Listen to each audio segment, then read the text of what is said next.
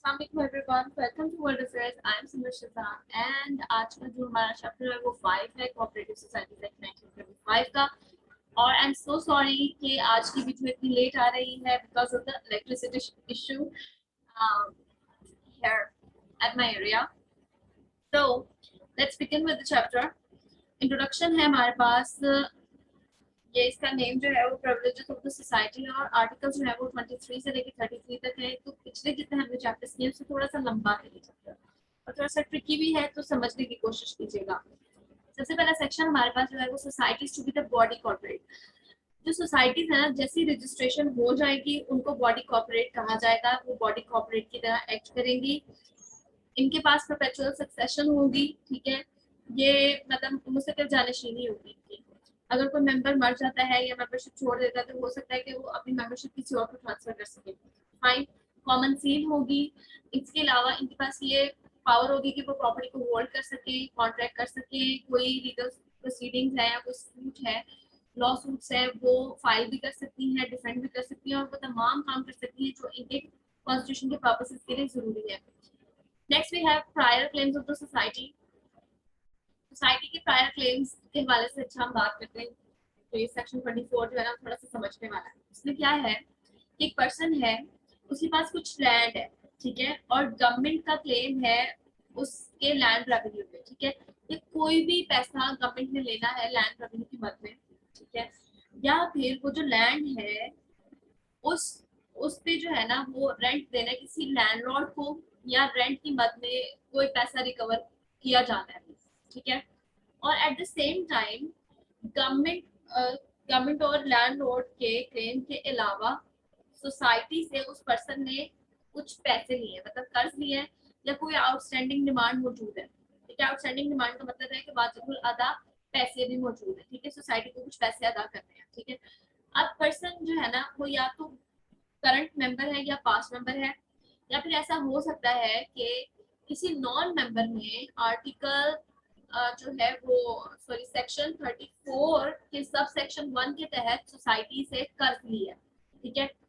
अब उस पैसे से उस पर्सन ने उस जमीन के ऊपर या तो कोई क्रॉप्स लगा ली हैं या कुछ भी एग्रीकल्चर प्रोड्यूस किया है, ठीक है, एग्रीकल्चर प्रोडक्शन की है कोई भी। अब इसको सेल करके उस पर्सन के पास जो पैसा आएगा ना, चाहे वो मेंबर है, पास मेंबर है या नॉन मेंबर है, सबसे पहले उस प्रॉफिट में से वो पैसा अपने सोसाइटी को देना, मतलब फर्स्ट चार्ज का सोसाइटी रखती है, ठीक है। या फिर उस लैंड के ऊपर आपने कैटल्स बांध ली है,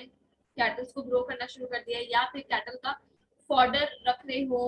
गोडाउन बना लिया है, या फॉर्डर उगा रहे हो, या कुछ भी एग्रीकल्चरल और इंडस्ट्रियल इंप्लीमेंट से मशीनरी रखी है, कोई रॉ मटेरियल उगाया, यानी कि कोई भी बिजनेस का काम किया जा रहा है, ठीक है। चाहे वो नॉन मेंबर कर रहा है या पास मेंबर कर रहा है या प्रेजेंट मेंबर कर रहा है, तो उससे अब जो पैसा उसको आएगा सोसाइटी को पहले देगा, ठीक है। लेकिन एक चीज है कि अगर कोई बोनाफाइड परचेजर है, बोनाफाइड परचेजर मतलब कि वो पर्सन जो एक इनका असली ग्राहक है, जो इनसे इन्हीं से चीजें परचेज करता है, या कोई ऐसा पर्सन है जो ट्रांसफरी है, जिसको ट्रांसफर करनी है कोई चीज, ठीक है। अगर उसको इस हवाले से नहीं पता, उसको नोटिस नहीं गया, ठीक है, कोई नोटिस नहीं गया, तो उस पे ये चीजें लागू नहीं होती, ठीक है, वरना फर्स्ट चार्ज का हक इन दोनों का ही होगा अगर उनको नोटिस नहीं दिया तो। अच्छा, नेक्स्ट वी हैव कोई भी आउटस्टैंडिंग डिमांड है या ड्यूज पे करने हैं हाउसिंग सोसाइटी को किसी भी मेंबर ने या पास्ट मेंबर ने, लोन की मद में, शेयर्स की मद में, रेंट की मद में, या कुछ भी ऐसी है जो है पैसे देने हैं सोसाइटी को, तो अब सोसाइटी की इमूवेबल प्रॉपर्टी में जो उस पर्सन का इंटरेस्ट बनता है ना, सोसाइटी उस पे फर्स्ट चार्ज का हक रखती है। मतलब वो जो भी इंटरेस्ट आएगा ना उस पर्सन के पास सोसाइटी की इमूवेबल प्रॉपर्टी से, तो वो पर्सन पहले सोसाइटी का कर्ज उतारेगा। Fine. Next we have 25 charge and set off in respect of the share or interest of the members. अच्छा, अब क्या है, ये मेंबर है और सोसाइटी के जो पूरा कैपिटल है उस कैपिटल में एक पर्सन का शेयर है या इंटरेस्ट है, ठीक है। या उस पर्सन ने, वो मौजूदा मेंबर है या पास्ट मेंबर है, सोसाइटी के पास कुछ पैसे डिपॉजिट करवाए हैं, या सोसाइटी को जो बेनिफिट आ रहा है, ठीक है, बेनिफिट आ रहा है, सोसाइटी जो है ना अपने मेंबर्स में वो डिवाइड करते हैं, उसको डिविडेंड कहते हैं। तो वो डिविडेंड जो सोसाइटी ने अपने मेंबर्स को देना है, या बोनस देना है या प्रॉफिट देना है किसी ऐसे मेंबर को जिसने सोसाइटी से डेट लिया था और अभी तक पे नहीं किया, ठीक है, वो या तो मेंबर है या पास मेंबर है, तो सोसाइटी खुद से ये पैसा कर्ज की अदायगी के तौर पे तस्वूर कर सकती है, या कर्ज का जितना पैसा बनता है उस टाइम पे अदायगी का वो अपने पास रख के मेंबर को बाकी पैसे दे देगी, ठीक है, खुद से। नेक्स्ट वी हैव शेयर्स और interest not liable to attachment, ठीक है। अब शेयर्स और इंटरेस्ट जो है वो अटैचमेंट के लायबल कब नहीं, तो पहली चीज क्या है, उन्होंने कहा कि ना सेक्शन 25 के प्रोविजंस के हिसाब से जो इंटरेस्ट और शेयर है ना मेंबर का, या फिर 41 सेक्शन के हवाले से एक प्रोविडेंट हिसाब से, मतलब सेक्शन 41 जो है ना वो ये कहता है कि ना सोसाइटी प्रोविडेंट फंड बनाएगी, उस प्रोविडेंट फंड में ना तमाम मेंबरान जो है ना वो क्या है कंट्रीब्यूट करेंगे और वो सोसाइटी की अपलिफ्ट के लिए या मेंबर्स के फायदे के लिए इस्तेमाल होगा, ठीक है। अब चाहे ये फंड है या सेक्शन 25 के मुताबिक जो इंटरेस्ट और शेयर है एक पर्सन का, वो अटैचमेंट और सेल के लिए नहीं मौजूद है, ठीक है, वो अटैचमेंट या सेल के लिए नहीं मौजूद है, चाहे कोर्ट ऑफ जस्टिस का फैसला आ जाए किसी डेट या लाइबिलिटी के हवाले से उस मेंबर की, ठीक है, मेंबर ने शायद किसी से कर्ज लिया हो तो अब उसे पे नहीं किया हो कि लाइबिलिटी हो किसी पर्सन की उसके उस मेंबर के ऊपर, और कोर्ट ऑफ जस्टिस ने फैसला दे दिया, तो इस प्रॉपर्टी से पैसा नहीं जाएगा, ठीक है ना, प्रोविडेंट फंड से उस मेंबर का पैसा जाएगा। ना ही ऐसा हो सकता है कि इंसॉल्वेंसी कराची डिवीजन एक्ट 1909 के तहत एक ऑफिशियल असाइनी है। ऑफिशियल असाइनी वो पर्सन होता है जो कि बैंकक्रप्ट होते हैं ना, उनके एसेट्स जो है वो दूसरे लोगों में तकसीम कर देता है, जो क्रेडिटर्स होते हैं, तो वो भी नहीं कर सकता, उसको भी नहीं दिए जाएंगे, वो भी क्लेम नहीं कर सकता, ना ही कोई रिसीवर क्लेम कर सकता है जो कि प्रोविंशियल इंसॉल्वेंसी एक्ट 1925 के मुताबिक जो है वो क्लेम कर रहा हो, तो वो इस इंटरेस्ट के ऊपर, शेयर के ऊपर या प्रोविडेंट फंड के ऊपर क्लेम नहीं कर सकते और ना ही इनको यहाँ से पैसे दिए जाएंगे, ये हक सोसाइटी का है और सोसाइटी के मेंबरान का है। नेक्स्ट वी हैव सेक्शन 27 जो कि कहता है transfer of the interest on the death of the member. बहुत आसान करके बताऊंगी, यहाँ तो बहुत लंबी डिटेल लिखी है। सिंपल इज दैट कि अगर कोई पर्सन मर गया है तो या तो उसे मरने से पहले ये बताया हो कि कोई मेरा जानशीन होगा, ठीक है, वो अपनी अपनी जगह किसी और बंदे को नॉमिनेट करता है, ठीक है, नॉमिनी हो, और सोसाइटी उसको एज अ मेंबर एक्सेप्ट करता है, ठीक है, तो उसका इंटरेस्ट उस पर्सन को चला जाएगा। अगर उसने मरने से पहले कोई बंदा नॉमिनेट नहीं किया तो सोसाइटी की जो मैनेजिंग कमेटी है वो खुद से डिसाइड करेगी कि ये पर्सन का कौन हेयर या लीगल रिप्रेजेंटेटिव हो सकता है या है, मतलब उसके करीबी रिश्तेदारों में से कौन होना चाहिए। अगर उसको मेंबर इलेक्ट कर लिया जाए तो भी अगेन इंटरेस्ट उनको ट्रांसफर हो जाएगा, बट अगर वो मेंबर नहीं हो बनते, ठीक है, सोसाइटी के मेंबर नहीं बनते, ना ही लीगल रिप्रेजेंटेटिव, ना ही वो नॉमिनी, ना ही वो हेयर, ठीक है, तो अब क्या होगा कि वो जो पैसा बनता है ना, इंटरेस्ट का पैसा बनता है ना, इंटरेस्ट का जितनी रकम बनती है वो सारी की सारी उस पर्सन को ट्रांसफर कर दी जाएगी 1 साल के अंदर, ठीक है।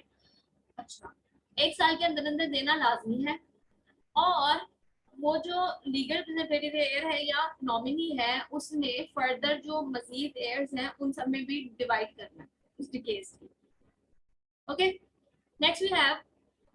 a society shall subject to the provision of the section 25। अच्छा, अब ये कह रहे हैं कि ना सोसाइटी जो है ना सेक्शन 25 के तहत जो मतलब मजीद इंटरेस्ट और शेयर्स वगैरह रखती है ना, वो सबके सब पैसे भी उस केस के नॉमिनी है और लीगल रिप्रेजेंटेटिव को दिए जाएंगे। सिर्फ उस हाल में नहीं दिए जा सकते अगर कोई कॉम्पिटेंट कोर्ट इसके खिलाफ फैसला कर दे, सोसाइटी को रोक दे कि आपने इस पर्सन को पैसे नहीं देने, वरना सोसाइटी लाइबल है कि वो ये पैसे इनको देगी, रिप्रेजेंटेटिव को देगी, ठीक है, या एयर को या नॉमिनी को। कोई भी ट्रांसफर हुई है, ठीक है, या कोई भी पेमेंट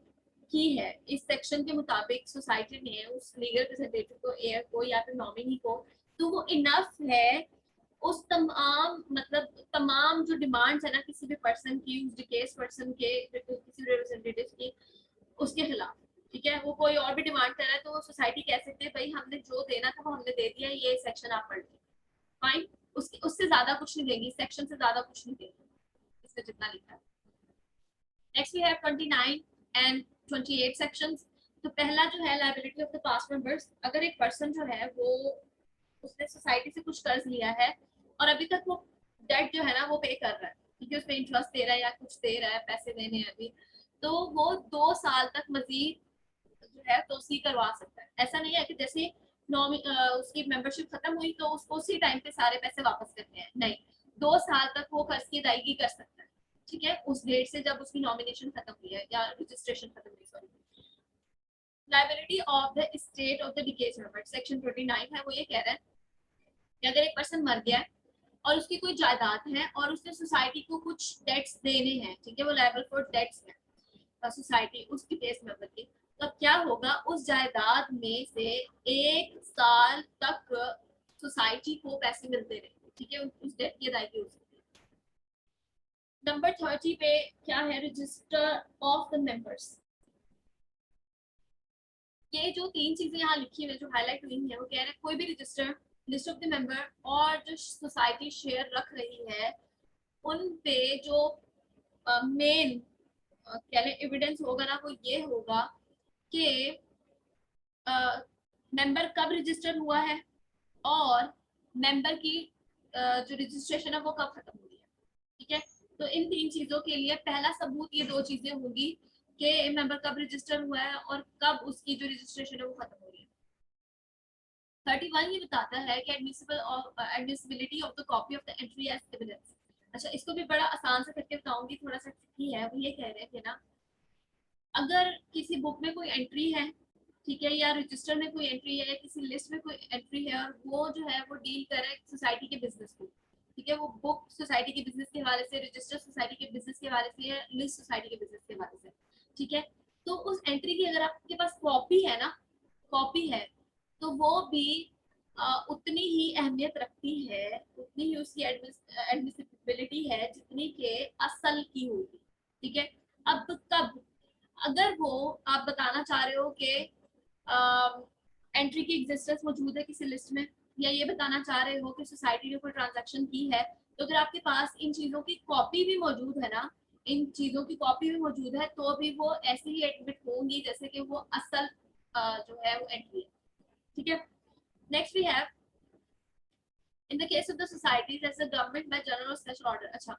अब यहाँ पर वो ये बात करना चाह रहे हैं कि अगर ऐसा हुआ है कि गवर्नमेंट ने कोई स्पेशल जनरल ऑर्डर दे दिया किसी एक पर्सन को कि आप जो है ना लीगल प्रोसीडिंग में एंटर हो, और गवर्नमेंट कंपेल करना चाह रही है कि बुक्स भी लेकर आओ, कंटेंट्स भी लेकर आओ सोसाइटी का, सब सेक्शन 1 के अंदर जो बातें की हैं वो सब कुछ लेकर आओ और किसी मैटर में विटनेस प्रूफ करो, ट्रांजैक्शन प्रूफ करो या कुछ इस तरह का, तो अगर वो पर्सन वो सोसाइटी पार्टी नहीं है उस मैटर के अंदर, तो गवर्नमेंट का कोई भी स्पेशल या जनरल ऑर्डर कोई अहमियत नहीं रखता। अगर वो पार्टी है तब वो जो है सोसाइटी ये चीजें प्रोड्यूस करेगी, दिखाएगी, अगर वो पार्टी नहीं है तो वो कुछ नहीं दिखाएगी। हाँ, लेकिन अगर कोर्ट या जज किसी स्पेशल केस के ऊपर या किसी स्पेशल कॉज की वजह से मंगवाना चाहे तो ये चीजें प्रोड्यूस की जाएंगी, ये दिखाई जाएंगी, ठीक है।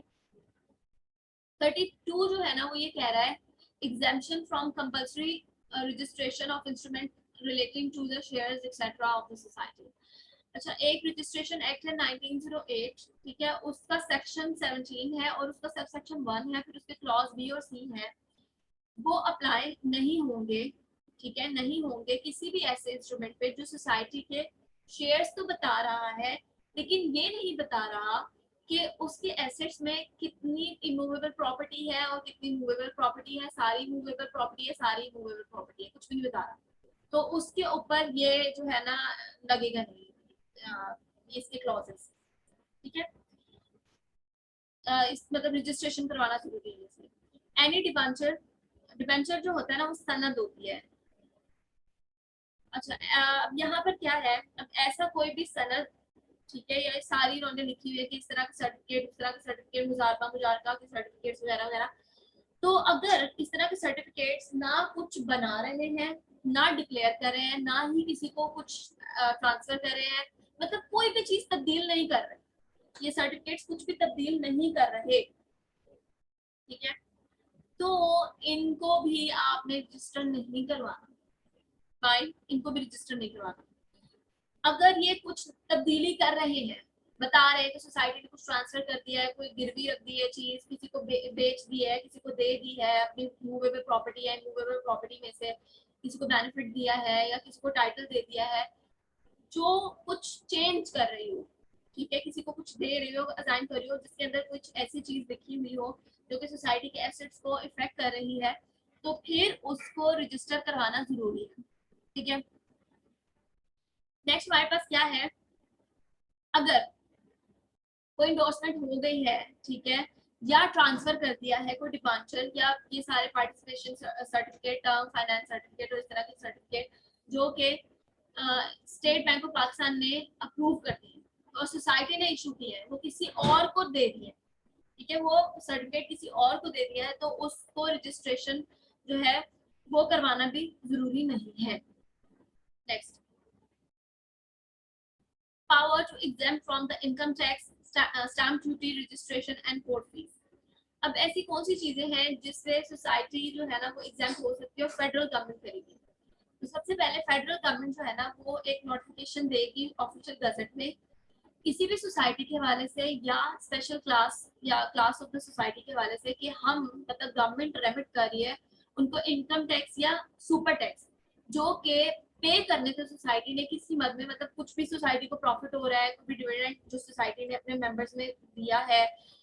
कुछ भी इस तरह का जो कि सोसाइटी के प्रॉफिट्स के हवाले से हो, जिस पे सोसाइटी ने इनकम टैक्स या सुपर टैक्स पे करना हो गवर्नमेंट को, तो गवर्नमेंट इसको एग्जाम्प्ट कर सकती है, गवर्नमेंट माफ कर सकती है।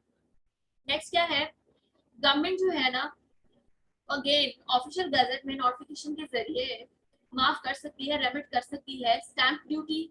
ठीक है, स्टैंप ड्यूटी माफ कर सकती है। अब वो स्टैंप ड्यूटी किसके ऊपर, किसी ऐसे इंस्ट्रूमेंट के ऊपर जो सोसाइटी ने बिजनेस से रिलेटेड किया हो, किसी दूसरी सोसाइटी के साथ या किसी भी मेंबर के साथ, मतलब किसी भी और पार्टी के साथ किया हो, या सोसाइटी के किसी ऑफिसर ने किया हो या मेंबर ने किया हो सोसाइटी के बिहाफ पे, तो इससे भी स्टैंप ड्यूटी एग्जाम्प्ट हो जाएगी, ठीक है। या इस तरह के किसी और इंस्ट्रूमेंट पे भी स्टैंप ड्यूटी एग्जाम्प्ट हो जाएगी, या सिक्योरिटी बॉन्ड पे भी स्टैंप ड्यूटी एग्जाम्प्ट हो जाएगी अगर उसे सोसाइटी ने खुद से एग्जीक्यूट किया है या उसकी बिहाफ पे किसी सर्वेंट ने, सोसाइटी किसी मेंबर ने एग्जीक्यूट किया है। तीसरी चीज जिस पे स्टैंप ड्यूटी एग्जाम्प्ट हो सकती है वो ये है कि रजिस्ट्रार या आर्बिट्रेटर्स ने सोसाइटी पे समझ लें कुछ पैसे लेने हैं, अवार्ड्स जो है वो डालें कि आपने इतने पैसे देने, ठीक है। तो ये सारी चीजों पे जो है वो स्टैंप ड्यूटी एग्जाम्प्ट हो जाएगी। नेक्स्ट वी हैव कि कोई भी फी पे करनी है, ठीक है, जो सोसाइटी ने पे करनी है